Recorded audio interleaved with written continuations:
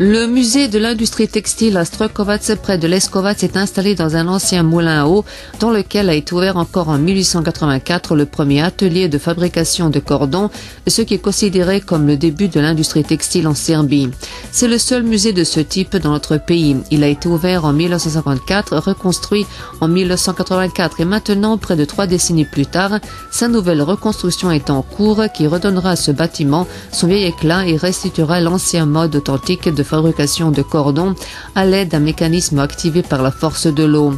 La première phase de la reconstruction du musée est achevée et le bâtiment du musée a été revitalisé et le canal par lequel l'eau doit arriver sous l'orage pour activer le mécanisme de fabrication des cordons a été maçonné et fortifié. Étant donné qu'en ce moment il n'y a pas d'eau dans le canal, un puits a été creusé dans la cour du musée d'où l'eau arrivera dans le canal et ensuite jusqu'au mécanisme qui fera tourner les éléments de filage des cordons comme cela a été fait il y a environ 130 ans, explique Milan Kukolj, sculpteur et académicien, conservateur du musée national de Leskovac, dont le musée de l'industrie textile à Strokovac fait partie.